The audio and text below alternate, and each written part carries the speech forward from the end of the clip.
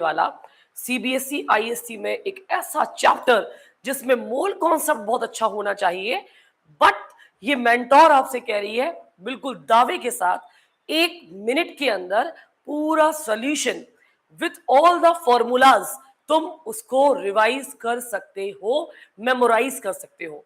But how it is possible? बहुत सारी चीजें हैं इसको समझाने के लिए, अभी बताते हैं। सबसे पहले आप खुद देखो, ये पूरा स्लाइड को ध्यान से देखो। इस पूरी स्लाइड को पढ़ाने में शायद मुझे 1 ही मिनट लगेगा। ये पूरी स्लाइड में तुम्हारा पूरा सोल्यूशन मैंने समराइज किया है तुम्हारे सामने। क्या पढ़ना होता है चैप्टर में? थोड़े से 11th क्लास के मोल कॉन्सेप्ट के कुछ टर्म्स आने चाहिए, जिसे कॉन्सेंट्रेशन प्रॉपर्टीज कहते हैं। अगर उनकी बात करी जाए, molarity, molality, mole fraction, ppm, PPB के बारे में अगर पता है इज वेरी गुड, नहीं पता है तो भैया वैल्यू याद कर लो, कोई बड़ी बात नहीं है। तो ये आपको आने चाहिए। मोल फ्रैक्शन, ये तो मतलब मोल फ्रैक्शन आपका, दूसरा आपका मोलरिटी। मोलरिटी और मोल फ्रैक्शन, ये दो टर्म तो भाई साहब बहुत बहुत बहुत इंपॉर्टेंट है, रटे ही होने चाहिए। How to calculate mole fraction as well as molarity and molality. इनके बिना 11th क्लास के मोल कॉन्सेप्ट के बेस के बिना आप आगे नहीं बढ़ सकते मेरे बच्चों। सेम टॉपिक है कॉलिगेटिव, वो प्रॉपर्टीज जो नंबर ऑफ अमाउंट्स पर या नंबर ऑफ पार्टिकल्स पे डिपेंड करती हैं, उनको कॉलिगेटिव प्रॉपर्टीज कहते हैं। सिर्फ 4 पढ़नी है यार, सिर्फ 4। RLVP, elevation, depression, the freezing point, osmotic pressure, चारों कॉलिगेटिव प्रॉपर्टी तुम्हारे सामने लिखी हुई हैं, देख लीजिए। और चारों कॉलिगेटिव प्रॉपर्टी में अमाउंट ऑफ सॉल्यूट की बात करी जाती है। जब आप नॉन वोलेटाइल सॉल्यूट को सॉल्वेंट में डालोगे मेरे प्यारे बच्चों, वेपर प्रेशर घटेगा, याद रखना।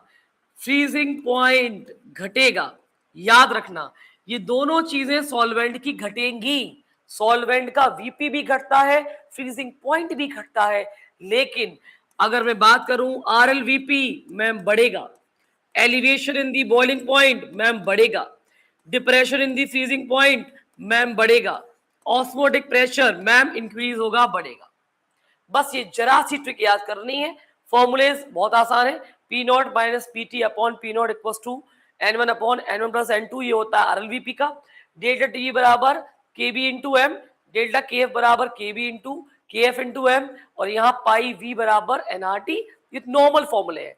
लेकिन अगर आप कहोगे मैम यहाँ तो आई का इस्तेमाल किया गया है, आपने आई को यूज किया है, तो व्हाट इज आई? तो बेटा आई होता है वांट ऑफ फैक्टर, और ये फैक्टर आपको बताता है डिग्री ऑफ डिसोसिएशन और डिग्री ऑफ एसोसिएशन।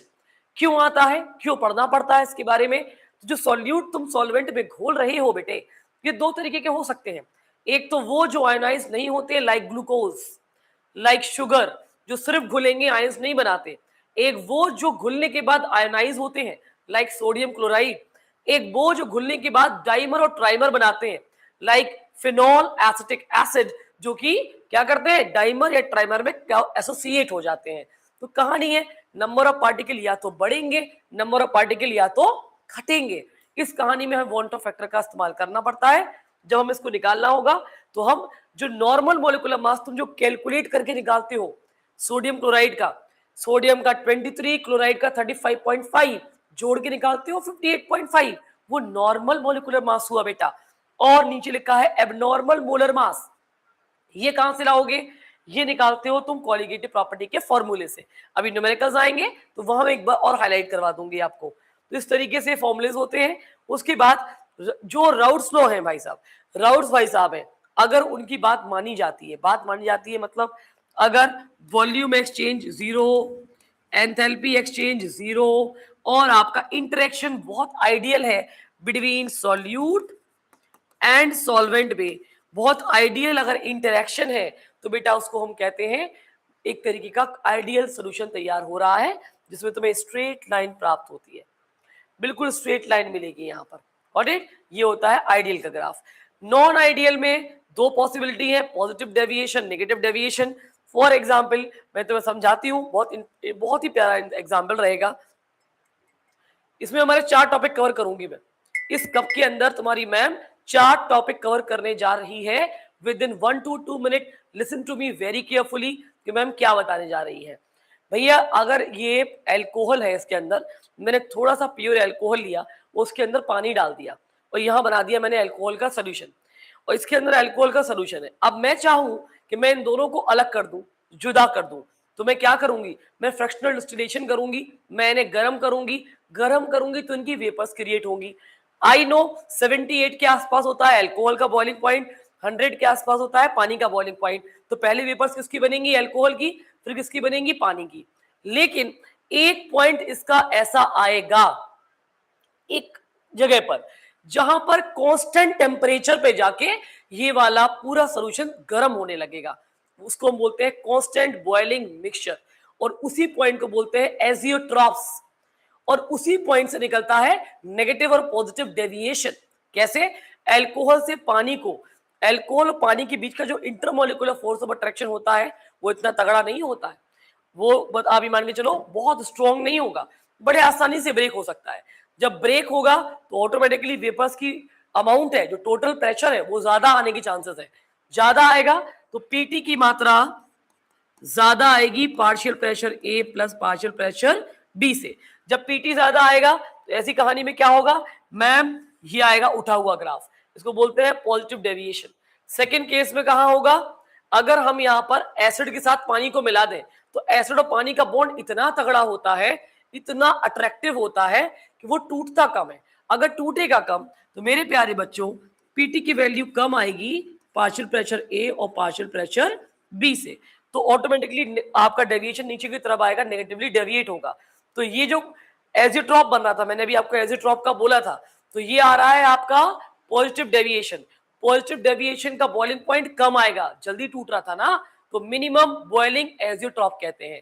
और नेगेटिव डेविएशन में बॉन्ड नहीं टूट रहा था, ज्यादा गर्म करना पड़ेगा भाई, ज्यादा गर्म करना पड़ेगा, तो मैक्सिमम बॉइलिंग एजियोट्रॉप्स। एजियोट्रॉप भी कवर करे मैम ने, साथ में नेगेटिव पॉजिटिव डेविएशन भी कवर किया मैम ने, थोड़ा पॉज लिया तो टाइम लग गया, वरना ये बहुत 1 मिनट में 1.5 मिनट में पूरा चैप्टर में वाइंड अप कर सकती हूँ, पूरा का पूरा। तो ये कहानी आती है तीनों की, डन। और ये लिखा है अल्फा का डिग्री ऑफ डिसोसिएशन का और एसोसिएशन का फॉर्मूला। अब इसके बाद कहानी में आप आगे बढ़े तो आपको जो मेन फोकस करना है, अब तुम चाहो तो 1 मिनट का टाइमर लगा लो अपने, लगाइए टाइमर, मैं चाहती भी हूं कि तुम टाइमर लगाओ, वो टाइमर लगाओगे तुम्हें लगेगा कि हाँ यार ऐसा पॉसिबल है यार। मैंने कहा था कि सॉल्यूशन का चैप्टर 1 मिनट के अंदर रिवाइज कराया जा सकता है, पढ़ाने वाला मेंटोर और पढ़ने वाला बच्चा होना चाहिए, दोनों का इंटरेक्शन, फोर्स, इंटेंसिटी, कंपेटेबिलिटी ऐसी होनी चाहिए कि हाँ भैया पढ़ने वाला बच्चा है, पढ़ाने वाला मेंटोर है, तब जाके वो चीज लगती है कि हाँ ये चैप्टर 60 सेकंड में रिवाइज हो सकता है, ये 1 मिनट में रिवाइज हो सकता है, ये 2 मिनट में रिवाइज हो सकता है, ये की पॉइंट्स है, सब पॉसिबल है, सब कुछ पॉसिबल है। सबसे पहले जो तुम्हारी कंसंट्रेशन प्रॉपर्टीज है वो सब तुम्हें आनी चाहिए, जैसे क्या क्या, आपका मोलरिटी आपको आना चाहिए, मोलैलिटी आपको आना चाहिए, आपको मोल फ्रैक्शन आना चाहिए स्पेशली, ये तो बिल्कुल आने ही चाहिए।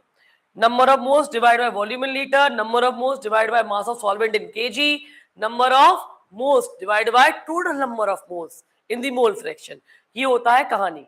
इसके साथ साथ बेटा जी 1 मिनट में आप ये भी आपको याद रखना है कि कॉलीगेटिव के बारे में मैडम ने क्या बताया था, वो प्रॉपर्टी जो नंबर ऑफ पार्टिकल या नंबर ऑफ आयंस या अमाउंट ऑफ सॉल्यूट पर डिपेंड करती हैं, तो उनको हम बोलते हैं colligative property. RLVP, elevation in the boiling point, depression in the freezing point, osmotic pressure.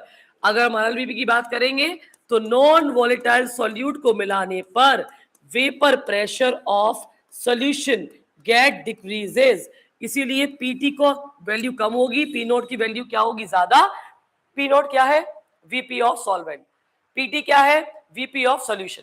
तो कम से आपको पता है जब कम जो होगा तो ज्यादा से कम को आप माइनस करोगे, done.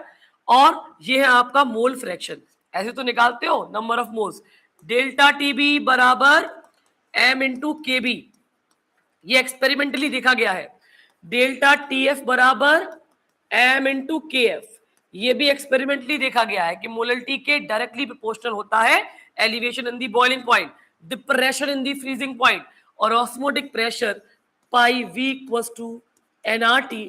Experimentally want of Charles ने कुछ एक्सपेरिमेंट्स करे और उन्होंने देखा कि ऑस्मोटिक प्रेशर भी नंबर ऑफ पार्टिकल मतलब नंबर ऑफ मोल्स के डायरेक्टली प्रोपोर्शनल है। दैट मींस अमाउंट कहीं ना कहीं उसमें आ गया, तो इसको भी कंसीडर कर लिया एज अ कॉलिगेटिव प्रॉपर्टी। लेकिन अगर मान के चलो डिसोसिएशन और एसोसिएशन वाला सॉल्यूट आ गया like NaCl, phenol, acetic acid, calcium chloride, तो बेटा सब में आई लगा आना है, कुछ नहीं करना, सब में आई लगा दो।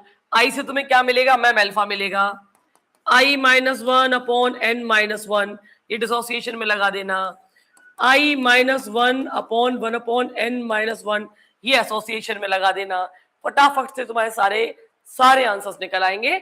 इसके बाद एक हेनरी भाई साहब हैं जिन्होंने सॉल्युबिलिटी के बारे में बात करी थी, सॉल्युबिलिटी ऑफ गैसेस। इन्होंने कहा था प्रेशर बढ़ाने पर गैस की सॉल्युबिलिटी सॉल्वेंट में बढ़ जाती है।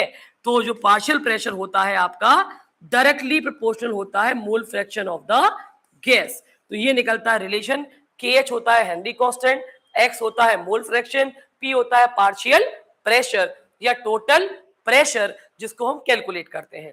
इसके अंदर कुछ भी नहीं छोड़ा मैम ने, और विद स्पीड मैंने कंट्रोल करके रखी थी, तब जाके ये रिवाइज हुआ है चैप्टर। अगर मैं इसको एकदम रिदम में एकदम फ्रीक्वेंसी के साथ अगर मैं पढ़ाना चालू कर दूं, 1 मिनट में बच्चा बहुत तेजी से molarity, molality, normality, mole fraction, concentration property, colligative, parts of colligative, non volatile, volatile, electrolyte, van't Hoff factor, then dissociation, association, application of Henry law का फॉर्मूला, एवरीथिंग 1 मिनट में बोलता है। बस ट्रेंड होने वाला बच्चा होना चाहिए, ठीक है।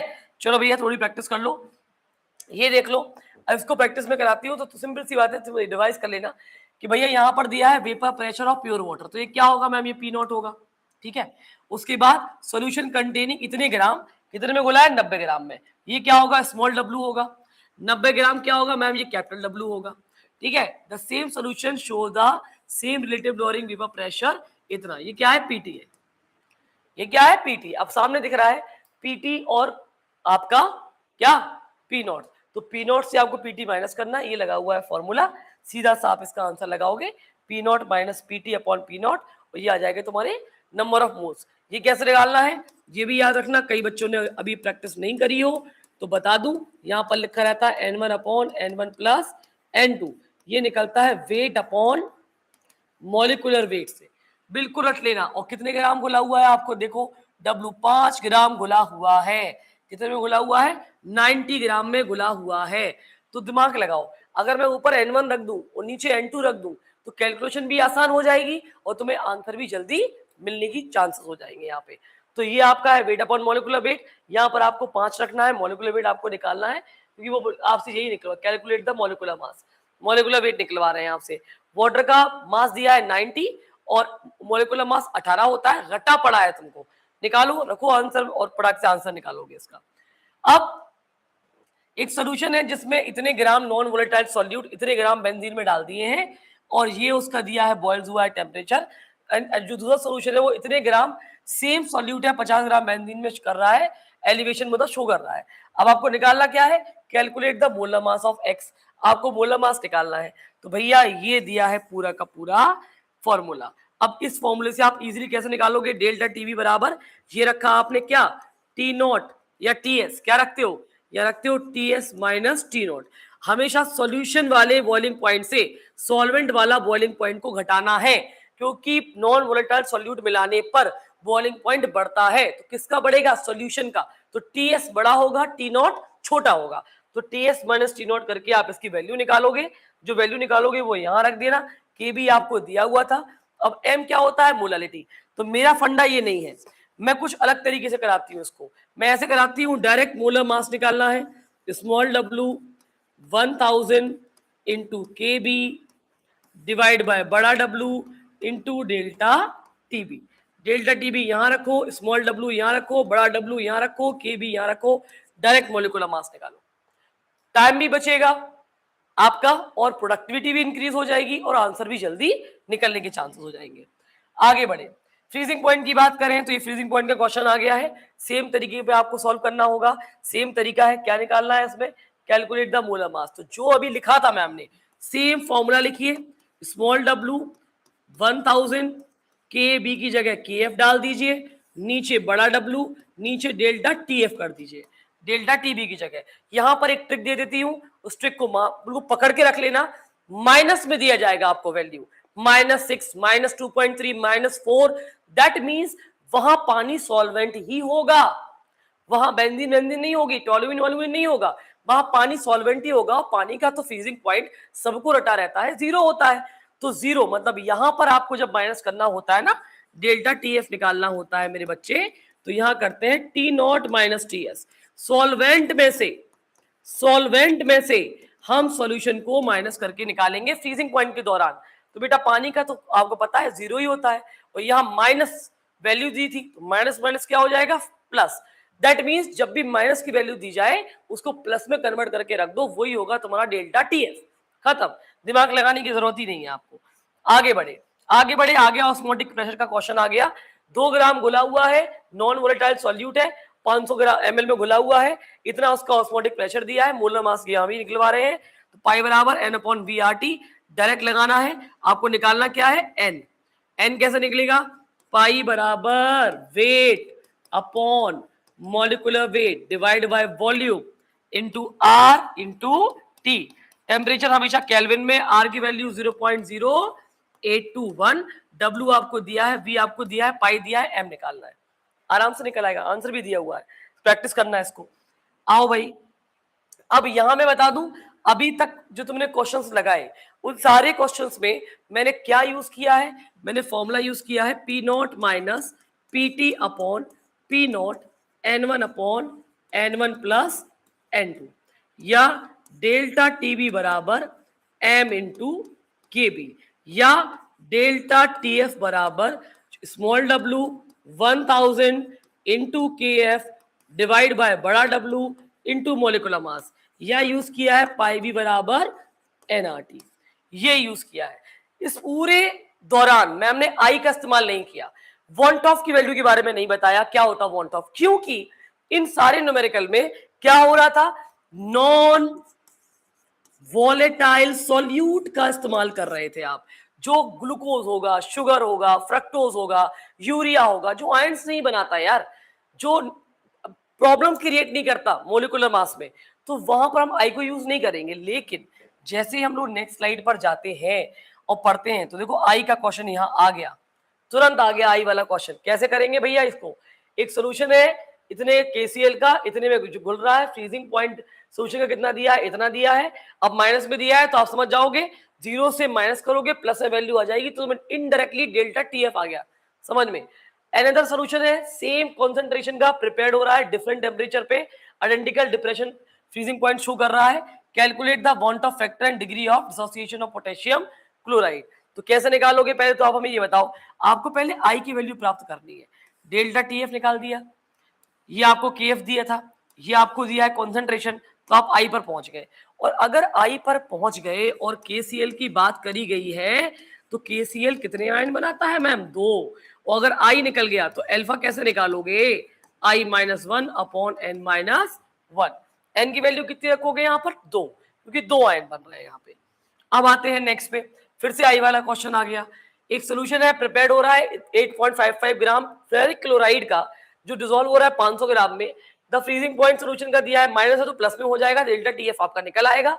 उसके बाद एज्यूमिंग किया है complete dissociation of ferric chloride को, calculate of van't Hoff factor. Already molecular mass भी दे रखा है 62.5, इसको आप यूज कर सकते हो। भैया सबसे पहले आपको आई की वैल्यू निकालनी है, सबसे पहले आप आई निकालो। आई कैसे निकालोगे, अपना सिंपल सा जो फॉर्मूला होता है, डेल्टा टीएफ का जो फॉर्मूला होता है, सिंबल लगाना है और आपका आई की वैल्यू आ जाएगी। अब इतने ग्राम में गुल रहा है, तो इसमें आप ये कर सकते हो, दिमाग लगा सकते हो, डेल्टा टीएफ बराबर आई इंटू छोटा डब्ल्यू इंटू 1000 इंटू के एफ डिवाइड बाय बड़ा डब्ल्यू इंटू मोलर मास। सब कुछ दिया है आई को छोड़ के, न्यूमेरिकल को 2 बार पढ़ो, आई को छोड़ के सब कुछ दिया है, और सारी वैल्यू इसी न्यूमेरिकल में डाल दो, सारी वैल्यू इसमें लिख दोगे तो आई निकल आएगा। और जैसे ही तुम्हारा आई निकला, जैसे 7.6 निकला, तो अल्फा बराबर i-1 अपॉन n-1।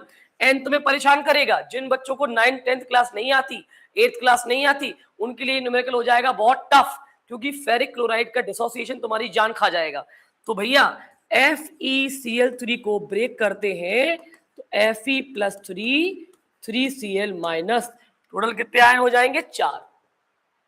आई की वैल्यू यहां पर 4 रखेंगे आप, 4 - 1 करेंगे, आपको 4 - 1 करना, आपका आंसर निकल आएगा। ठीक है, थोड़ा बहुत आंसर यहाँ वहां टैली होंगे तो कोई दिक्कत नहीं, जो प्रोसीजर में पढ़ा रही है या जो आपने मेरे से पढ़ा हुआ है मेरे ऑफलाइन पेड बैच में, आप वही लगाएंगे, उससे ही करेक्ट आपको आंसर की प्राप्ति होगी। तो आंसर्स को लेके पैनिक ना होना, कभी कभी आंसर्स मैच नहीं करते हैं, स्लाइड में दिए हुए कैलकुलेशन मैच नहीं करते हैं, बच्चों के मैसेज आते हैं कि मैम इस वाले फॉर्मूले से लगा रहे हैं तो नहीं आ रहा है, इससे लगा रहे हैं तो आ रहा है, हमें टेस्ट में कौन सा वाला लगाना है। तो जो मैम पढ़ा रही है, जो मैम ट्रेन कर रही है, जो बता रही है, आपको बस वो फॉलो करना है। इसके बाद भैया एक और आपका क्वेश्चन आ गया, ये भी आपका पूरा आई के ऊपर ही आ गया, सेम कहानी है, सेम तरीका है। आप पहले आई को निकाल लो और देखो पूरा आई निकालने के बाद NaCl दिया है, 2 पार्ट में टूटेगा तो n की वैल्यू यहाँ पर 2 आएगी, तो n की वैल्यू 2 - 1 करके आप इसका आंसर निकाल लेना। 60% का डिसोसिएशन इसमें निकल आएगा।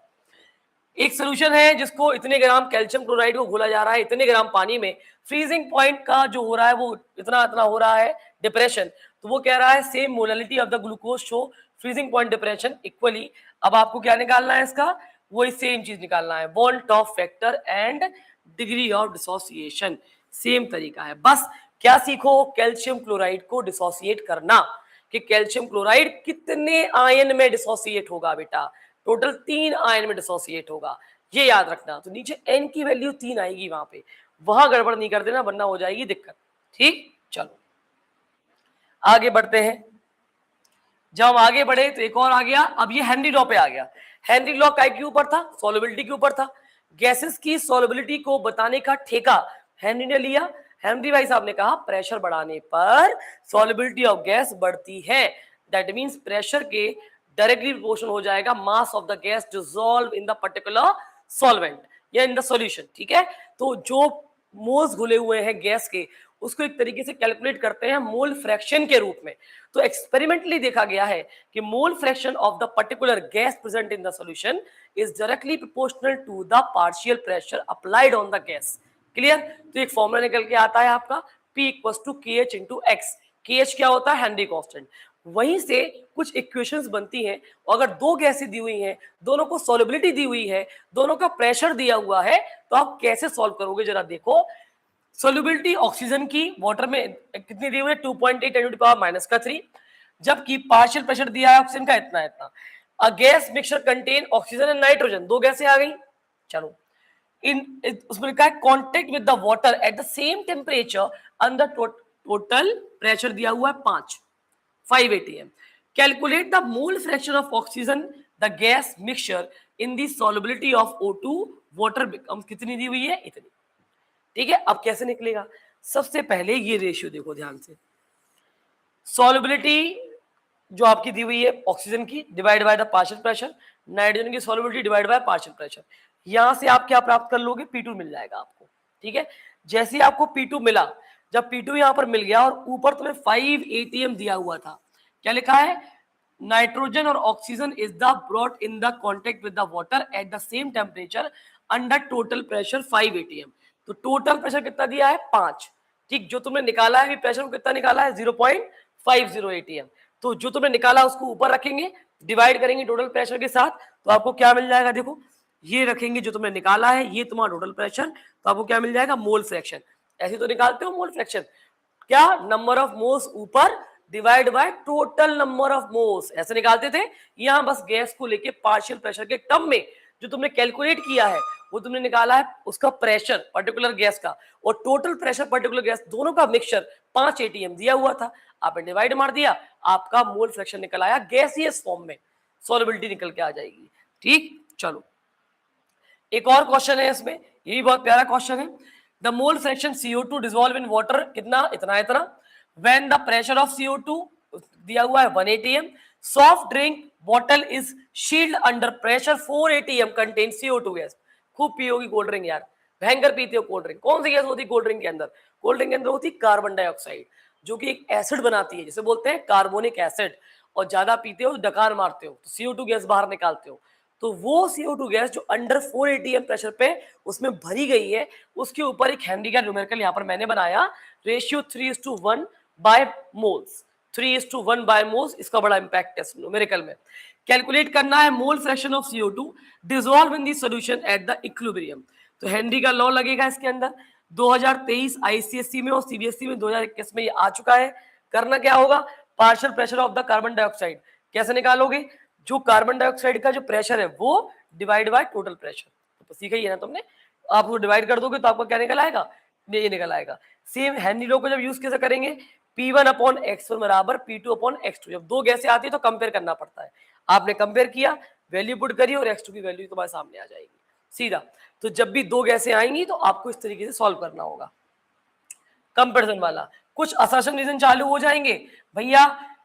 0.1 मोलर सोल्यूशन है बेरियम क्लोराइड का, जो नियरली 3 टाइम डिप्रेशन दे रहा है फ्रीजिंग पॉइंट ग्लूकोज से, क्योंकि भैया बेरियम क्लोराइड को तोड़ो, Ba+2 2Cl-, number of ion 3 बन रहे हैं, तो वो दे रहा है रीजन कि colligative property depend upon total number of solute particle, इसीलिए ऐसा हो रहा है। तो भैया सही बात है, दोनों की दोनों बातें बिल्कुल सही भी हैं और दोनों रिलेट भी कर रहे हैं। अब असर्शन एक और दिया है, solution of the acetic acid benzene show the lower than expected elevation in boiling point, मतलब एक सॉल्यूशन तैयार किया है एसिटिक एसिड का बेंजीन के अंदर, जो क्या शो कर रहा है, एक्सपेक्टेड एलिवेशन बॉइलिंग पॉइंट। ऐसा क्यों, तो भैया एसिटिक एसिड कैसा होता है आपको पता है, डाइमर बनाता है, मतलब आपको पता होगा डाइमर ट्राइमर, मैंने बताया था एसोसिएशन डिसोसिएशन में आते हैं टर्म, तो भैया वो एसोसिएट होता है, क्या होता है, एसोसिएट। जो भी चीज डाइमर और ट्राइमर बनाएगी वो एसोसिएट करेगी, एसोसिएट करेगी तो नंबर ऑफ पार्टिकल घटेंगे, जब नंबर ऑफ पार्टिकल घटेंगे तो पर्टिकुलर जो कोलिगेटिव प्रॉपर्टी है वो भी कम होगी ना। तो सेम कहानी दोनों में दी हुई है, तो भैया दोनों के दोनों एकदम करेक्ट है और दोनों करेक्ट एक्सप्लेनेशन भी है और बोर्ड में ये आ चुके हैं। इसके बाद एक सोल्यूशन है एल्यूमिनियम सल्फेट का, जो कि हायर डिप्रेशन फ्रीजिंग पॉइंट दे रहा है एक्सपेक्टेड थ्योरेटिकली, क्यों, क्योंकि हायर कॉन्सेंट्रेशन ऑफ इंटर लिखा है इंटर आयोनिक अट्रैक्शन में reduce the effective number of solute particle in the solution, ऐसा ये बोल रहा है। तो भैया देखो सिंपल सी बात है, ये तो बात बिल्कुल सही लग रही है, ज्यादा मात्रा में सॉल्यूट मिलाओगे उनके बीच का इंटरेक्शन बढ़ जाएगा, इंटरेक्शन बढ़ जाएगा तो उनका effective number of solute particle क्या हो जाएगा, रिड्यूस हो जाएगा, ये बात तो सही लग रही है। लेकिन एल्यूमिनियम सल्फेट शो करता है much higher depression freezing point expected theoretically. अरे भैया फ्रीजिंग पॉइंट घटता है, याद करो, जब नंबर ऑफ आयन बढ़ेंगे तो फ्रीजिंग पॉइंट तो घटना चाहिए ना, याद करो मैंने पढ़ाया था आपको। तो ये पहला वाला स्टेटमेंट सही नहीं लग रहा है, दूसरा वाला स्टेटमेंट सही है। वेपर प्रेशर सॉल्यूशन का कंटेनिंग वोलेटाइल सॉल्यूट और is lower than the pure water, क्यों भैया ऐसा क्यों होता, क्योंकि राउथस्टोन का एप्लीकेशन जब लगाया गया तो नॉन वोलेटाइल सॉल्यूट क्या करता है कि दोनों को घटा देता है, ऐसा वो कह रहा है। लेकिन भैया पहला वाला तो बात सही हो रही है, Raoult's law applicable only the solution containing non volatile solute. कहानी में ट्विस्ट आ गया यार, कहानी में ट्विस्ट ये आ गया, आपने ये फॉर्मूला नहीं पढ़ा Pa+Pb, तो तुम कैसे कह सकते हो कि नॉन वोलेटाइल पे ही लगता है, वोलेटाइल पे भी तो लगता है भैया, वोलेटाइल लिक्विड पर भी तो राउथ्स लॉ लग रहा है, बढ़िया न्यूमेरिकल करवाए हैं मैंने, तुमने बुक्स में पढ़े भी होंगे इसको, तो वोलेटाइल पे भी लगता है, ये देख लेना इसको दोनों की में। तो आपका जो बोथ असर्शन रीजन रहेगा वो कैसा रहेगा, बातें उल्टी पुल्टी हो रही है दोनों में, अलग ही जा रही है कहानी। अब एक और कहानी आई, K2SO4 पानी में घुल रहा है तो उसकी वैल्यू दे रहे हैं लगभग 3, strong inter ionic attraction solubility में reduce the effective number of ion present in the solution.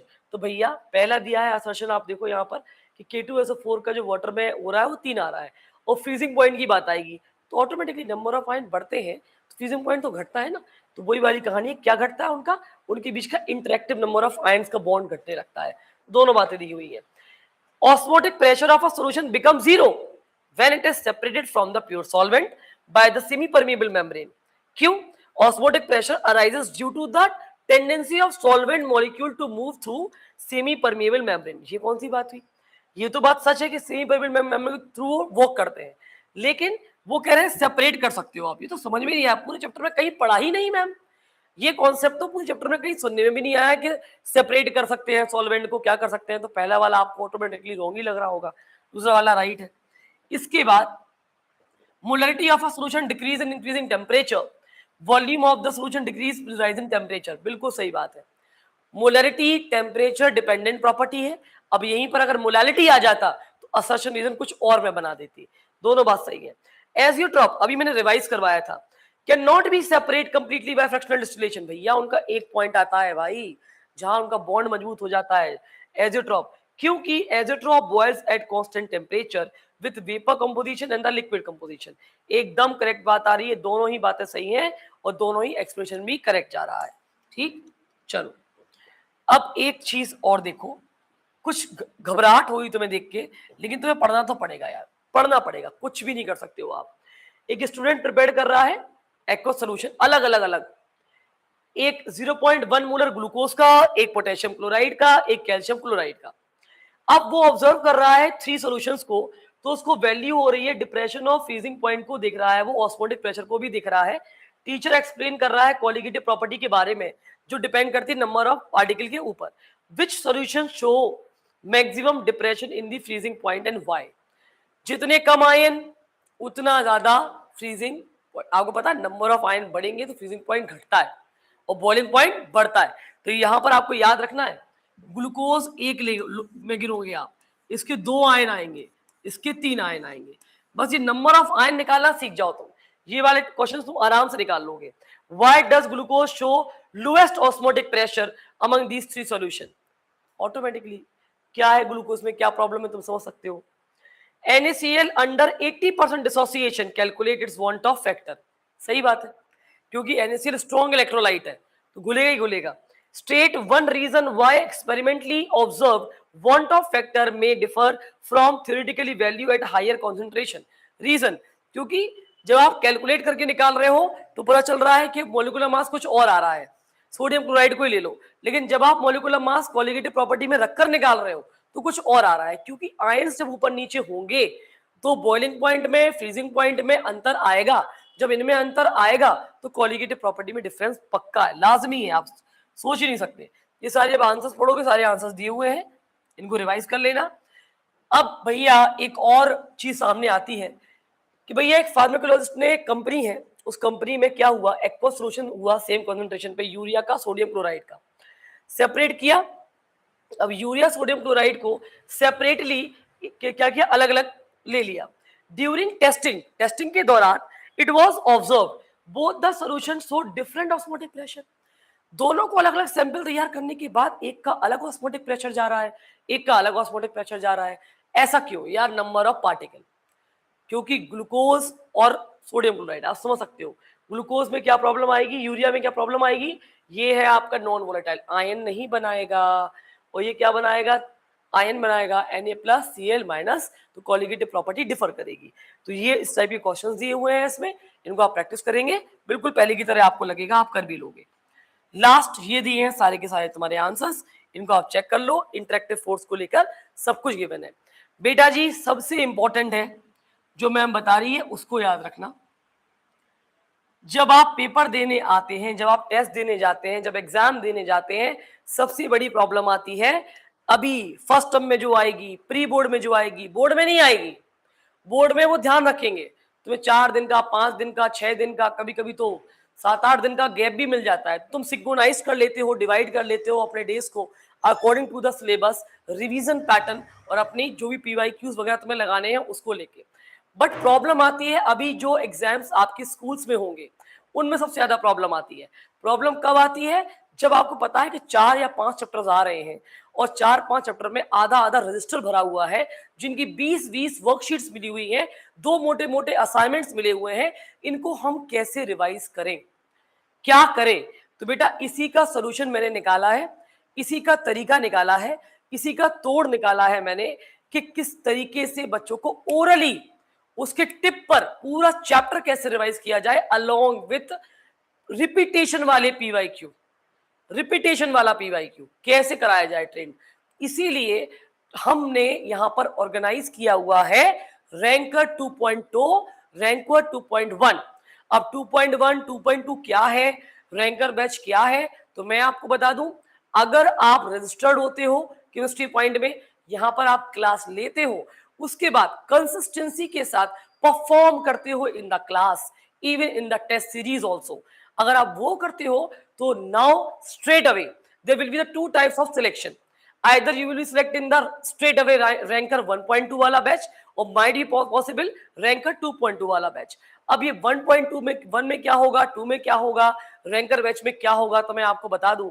Ranker batch में बच्चे का मॉर्निंग से लेके इवनिंग तक, इवन नाइट तक का शेड्यूल हम बना कर देते हैं, उनका ट्रैकर बना कर देते हैं, उनका प्रॉपर प्लानर बना कर देते हैं कि सुबह ये करना है, तो सोने से पहले ये करना है, सो के तुरंत उठने के बाद ये करना है, इतने घंटे की स्टडी करना है. सारी चीजें मेरे अकॉर्डिंग चलती हैं, हमारे मेंटोर के अकॉर्डिंग चलती हैं, जो मैं बना के देती हूँ. ये है रैंकर 2.0 वाला, जो रैंकर 2 वाला बैच है. अब जो सुपर रैंकर बैच है, जो रैंकर 1.2 वाला बैच है ना, वो सिर्फ उनमें से उन बच्चों को मिलता है. तो आप ये मान के चलो 90 प्लस बच्चा अभी इनरोल्ड हो चुका है हमारे यहाँ सेंटर पे.